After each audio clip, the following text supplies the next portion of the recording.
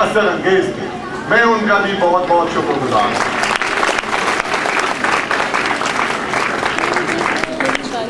اس کے ساتھ ساتھ جتنے بھی معززین، میری بہنیں، میری بیٹیاں، میرے بھائی یہاں بیٹھے ہیں، میں ان کی اجازت سے آج اس تقریب صحیح جو کہ خالصتاً علمی ادبی تقریب ہے، میں آپ سے اجازت چاہوں گا کہ اس میں اپنے خیالات، اپنے جذبات کی کچھ ترجمانی کر سکوں. میرے محترم جناب پرنسپل صاحب نے شروع میں کچھ تعریفی کلمات کہے تھے جو میں نے پچھلے سال اسی تقریب صحیح میں ادا کیے تھے. اگر مجھے یاد ہے تو میں پھر وہ آپ کے سامنے دہراتا ہوں. اس کے بعد میں کچھ اپنے خیالات کا اظہار کروں گا. میں نے کہا تھا قائد اعظم محمد علی جناح رحمت اللہ علیہ کے ساتھ مجھے محبت ہے، مجھے ان سے پیار ہے.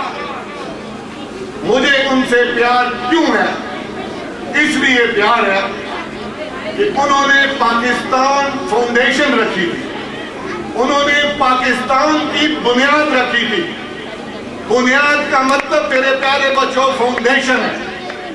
اور مجھے اس فاؤنڈیشن سے، مجھے اس پاکستان فاؤنڈیشن سے محبت کیوں ہے؟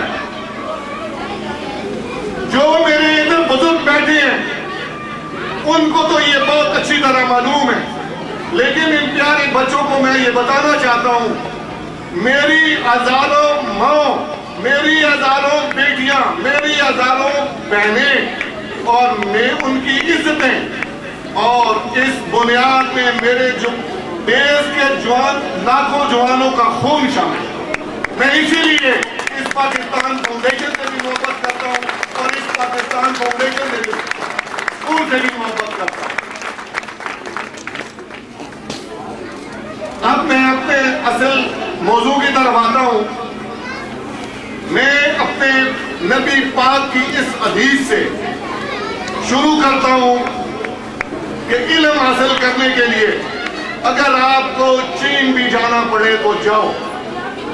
شاید میرا کوئی دوست ایسا یہاں پہ بیٹھا ہو جس نے چین کا سفر کیا ہو اور وہ اس کو بہتر سمجھتا ہو، لیکن اگر کسی نے نہیں سفر کیا، خدا کی قسم اس حدیث کا فلسفہ، اس حدیث کا مفہوم مجھے اس وقت سمجھ آیا جب میرے اپنے بیٹے نے چین کے لیے تعلیم کے اصول کے لیے سفر کیا.